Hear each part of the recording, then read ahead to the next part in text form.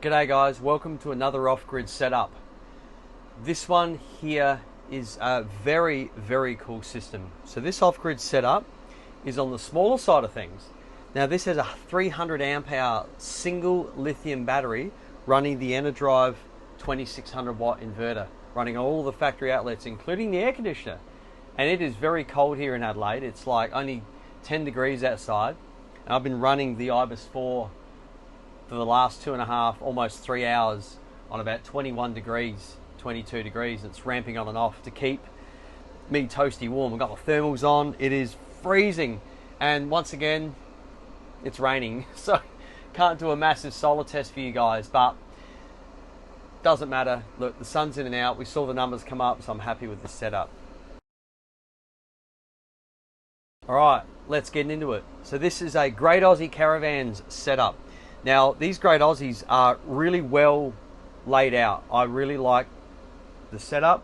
This has the bunk beds in the rear right-hand side and the separate shower and toilet on the rear left.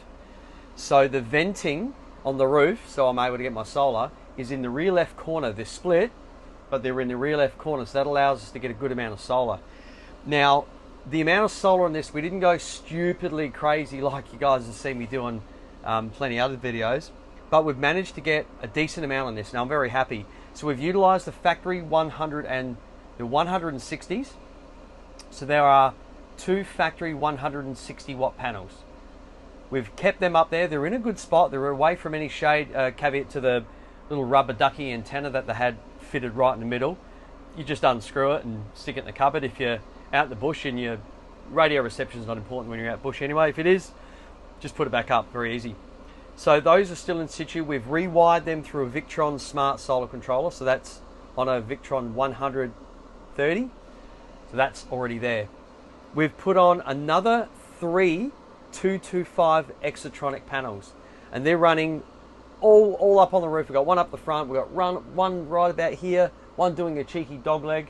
3 of them on the roof on top of his existing 320 watts. So what's that? 675 plus 320. Yeah, do some maths. Good numbers. To be able to get this amount of solar on a smaller van like this, I think it's only 19 foot or something. So it's only a smaller van. So 3 225s, 675, 320. So yeah, 995. We don't have over 1,000 guys. 995. Cool bananas. Now because of that wattage on the roof, it's going to see some good yields because of the way we've done the panels. So we've split up the system to allow so that there's a bit of an angle at the front, and that angle, because the sun is actually over there, so that's north, and the orientation of the van right now is kind of northwesterly facing slightly. So the sun's very low in the sky. We are at the end of May, and a moment ago I saw 32 amps come in from my system. We're like punching the doors of bottom of winter soon, a couple of months time. So to get those numbers this time of the year is really good. That's probably because we've split the system over those 3 panels. So if there's shade on this system here, on this array, it will not affect that system there. So cool bananas. So Victron 100/50 is taking care of the 3 225 Exatronic panels on the roof of this. So 995 watts of solar, super happy. Redarc DC charger. Once again, this is on the small side of things. This is the 25 amp DC charger on this with an external side Anderson plug. So old mate can plug a portable panel into if he wishes 300 odd watts on top of the roof. Potential for 1300 odd watts coming into the system, guys. Free camping. Engine, 25 amps. Portable solar, same number. And the numbers from the roof will vary, but he's got the potential to pump in some good power here. All of the original stuff that was here, and I'll put a photo up.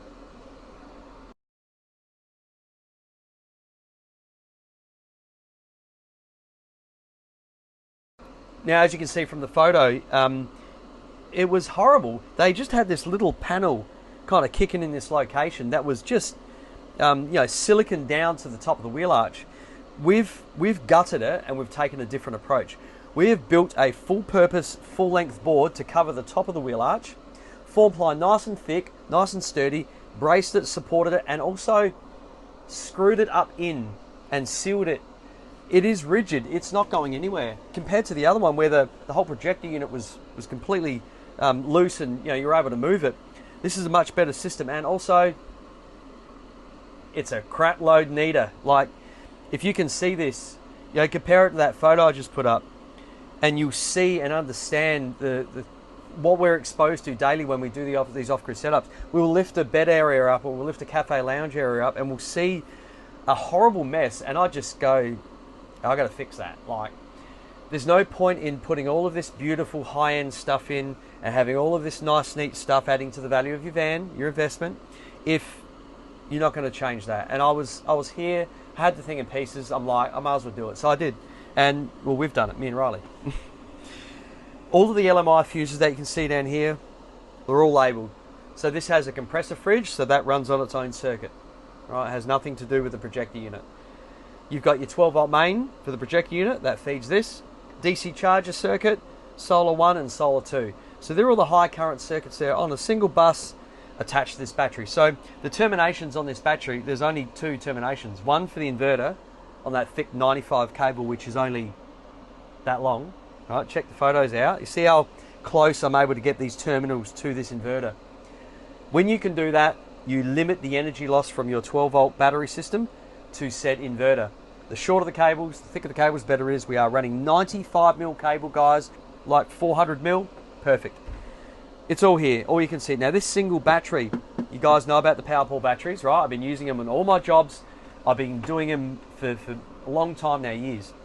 And because of them having that 250 amp continuous rated discharge from the Daily BMS that I all love, I have for years, it can support the full load of this inverter.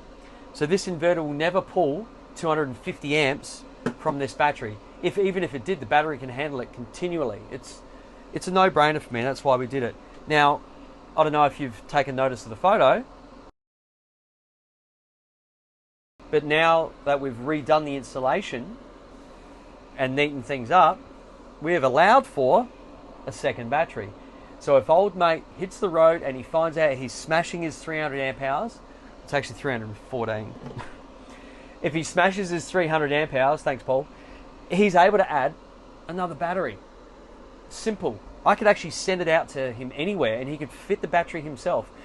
I know the length of the cables that they need to be. We need to make up 2 link cables, and he basically disconnects this positive, puts on the other battery, and links them together. Done and dusted. Another strap, another set of brackets, and you're in. And that would increase him to 600 amp hours for massive run times in this. But this system, as it's sized, is as follows. 995 watts of solar up on the roof. Enerdrive 2600 watt inverter running on all the factory outlets. We've retained the factory projector distribution board, disabled all the solar feeds into it, so it's a 35 amp mains charger, so there's the mains charger, and 300 amp hours of lithium battery. So this is a really good, I don't call it entry level, let's just call it a kind of in between entry and medium. 300 amp hours is pretty reasonable, and almost 1,000 watts of solar is very, very desirable. But this inverter, able to be run on all the factory outlets outside, so he can induction cook, run the microwave. Like, I've got the Dometic Ibis 4 running now, guys. I'm running it on heat. I can do that. This is a smaller van, well insulated. I'm able to run this to cool the van down, or heat the van up in the middle of winter like I'm doing now. And I'm not using a lot of energy. 2 hours of running and it's taken it down to 75%. I'm getting no solar. You wouldn't be able to run it indefinitely, but you can manage your energy. Run it for an hour, turn it off. Your van's at temperature. Go to bed. Happy days. You can do that with this system. So cool. Once I said, guys, the compressor fridge, he's always on. That 12 volt with nearly 1,000 watts of solar, he could leave this on indefinitely. Now, this is in a storage yard. So if he comes back really late from a trip and he couldn't be bothered emptying out the fridge for, a few days because they got back late, well, they can just park their van up. They don't have to worry about their freezer defrosting. They don't have to worry about turning their fridge off because they're going to run out of energy. No. 300 lithium, nearly 1,000 solar. He could keep this on indefinitely if he's parked outside. Even in winter, guys, I was seeing big numbers come in. Even now, I think the solar's sitting on about 2 to 300 watts of solar. So 2 to 300 watts of solar is about right on an overcast day. Usually you'll get a third of your maximum power. Usually, it's a rough guide. It's variable based on, you know, different angles of the sun or shade or temperature changes as well. But generally, 1,000 watts of solar, you'll get sort of between 200 and 300 watts on an overcast day. And that's why I always say you can never have too much solar. The more solar you got, the better. Because on the daylight today is an example. Even if I had 2,000 watts, I'm only going to be pulling in maybe 600 or something. So there we go. Let's well, I've already got the air conditioning on, so I have to show you that one. Microwave. We'll play with microwave. What else can we turn on? It's a brand new van, guys, not really set up with anything I can pull out. So we'll put the microwave on, we'll run the air conditioner at the same time so you guys can see what the Enerdrive inverter can do. And we'll look it up here on the Victron B&V 712 so you're able to monitor its usage. Cool. Let's do that. It's a muddy day. Shoes off before you're in the van. Before I give you a rundown, guys, I'll show you what is happening down here. So it's quite simple. So there's the space for the extra battery. If he wants to increase to 600 amp hours, it'll drop straight in. It's actually a very tight fit. It only just fits between the wheel arch and this outer edge. You can see the cleat down the base there. So we raise it up off the floor and it fits perfectly. The battery fits perfectly between that edge and the wheel and the side here. Is about a 8mm to 10mm clearance. So there's the board that you can see, solid. It's screwed in from underneath and sealed. And this is the tidiness that we sort of work with. So we haven't touched any of these. We've just redone it. You know, run new feeds to it, put it in situ better, tidied up all the wires. These are the LMI fuses that we're running for the high current stuff. It's all there labelled. 95 cable, you can see into that. Our trunking that runs through to our charge controllers. And this was existing. I think this runs that GPO that's there. Yeah. So that was all, you know, kind of flopped around and hanging. So we just tied it up a little bit better. It runs across the wheel arch and runs into the wall. We just neatened it up a bit. So I'll bring the light over here so you can see it. So there's the charge controllers. Got the Victron 30-100 and the 150. So that's taking care of the 3 225s, and the 30 is taking care of his existing 160s on the roof. And there's the Redarc 25 amp DC charger tucked in under here, which has the side solar input, so he's able to plug in that portable panel. So that's all of the chargers taken care of. Once again, guys, this is charging the lithium batteries. Now it is set for lithium. This model has the updated version, the PM335. It has a lithium profile that you can update on it, which has been done. There is no battery monitoring taken care of by this anymore. It's irrelevant. It is taken care of by the B&V 712. All right, so that's where we've put it. Nice and easy for these guys to get to. So this controls the inverter. This is your battery monitor. This is what you live off of. So we have used, in 2.5 hours, we have used 72.2 amp hours from this 300 amp hour lithium battery bank, running that on heat. Not bad, guys, not bad at all. You won't do that indefinitely. It's not recommended. Like I said, I'm just showing you what the systems can do. There we go. We're actually charging at the moment, and that's still running. How cool is that? Even though it's overcast and really horrible weather, guys. Like it is. Look at that mud puddle out there. We got just hammered a second ago, but it is a horrible overcast day. There is no chance of any major solar testing for me today, guys. So how about we'll ramp this up. We'll go, got so hot in here I had to turn it down. We'll crank it right up. We'll go like 25 heat. Where's the fan? We'll go. Oh, I can hear it ramp up. Now on the old B&B 712, let's see what she's drawing. Like I said, I've got no solar. There's nothing coming in. It's horrible. I'm not sure if you can hear it, but it's ramping up.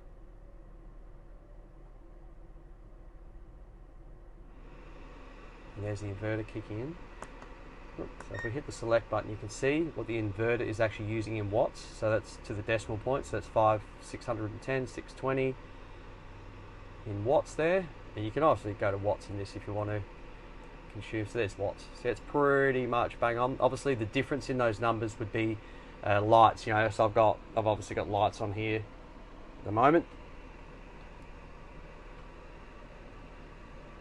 Yeah, let's keep it in watts so it's easy to understand. So that's running now in heat on 26.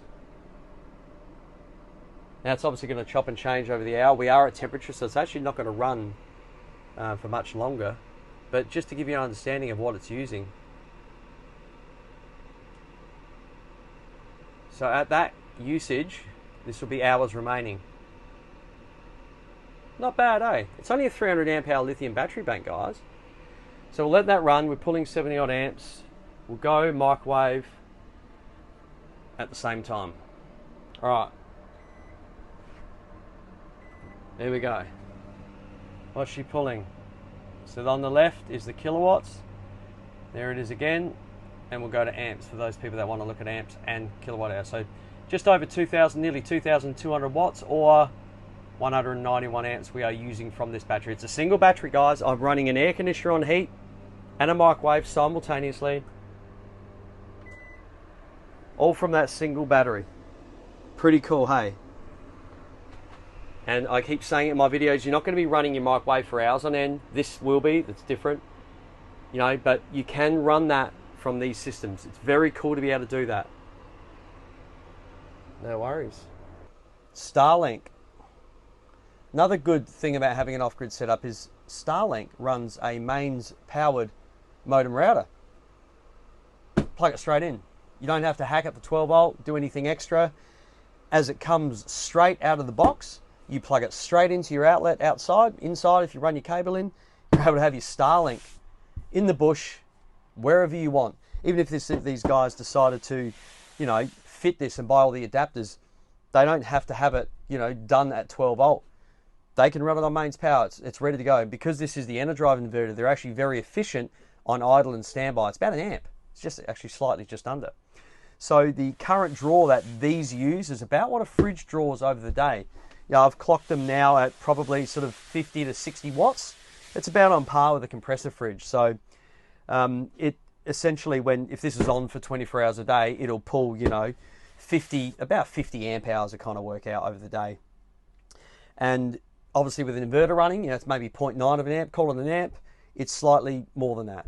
Now, when you got a system like this, you won't have to worry about it. These guys would be able to run their Starlink without having to worry about power. So, very cool, guys. I've ordered Starlink, by the way. Can't wait to get it set up and give it a full rundown. Like a lot of you guys that already got it already know the pros and cons with it. So I'm happy to get one to play with it and, you know, give it a rundown and see what you guys think of like my experience from it and running it off grid. And we've got some big trips planned, so we'll be able to do that. Well, I'm going to wrap this up, guys. I think we're already done on this. It's 20. Oh, it's warm in here. That's just cycled up, so I got that on 21. All right. So 300 amp hours lithium, 995 watts of solar, and you can see it's shut down. See the amount of wattage it's pulling is gone. Now we're actually charging, guys. Look at that. So the inverter's still on, lights are on, but I'm charging, and it is rain. Not that way. That's south. Why can't they bring the south over? It is rain and overcast. It is horrible. There we go. I'll go through this skylight. Look at that. Yeah. Not getting much solar at all. So it is what it is. That's what we're doing. Cool bananas, guys. Hope you like that rundown. It was only a quick one. You know, it's raining here. We're going to get out of here real quick. Like and subscribe. Hit me up with any questions you got. These are the setups. We do them like this day in, day out. Usually a couple a week. And, you know, we do a lot in the bush. These guys, we've met them at their storage yard for this. So they don't need to tow their van anywhere. They can leave it at their storage yard. This could be in your driveway. This could be on a station stay while you are camping. This could be at a caravan park. Pretty much anywhere, you name it. We build the system on site, designed for the van. There's none of these boards that get built back at base and then we bring it to you. We find that's difficult. Most of the time we're taking the boards apart and redoing it anyway. So we would rather be on site with you anyway. We can discuss where you want things, how you want things laid out, where things are going to go. And we encourage people to keep their vans as packed as they can, because then we can work around you and we design the systems based around that, just like the solar and just like we did on this one. So enjoy, guys. Thanks for watching. Yeah, beautiful. Got some sun.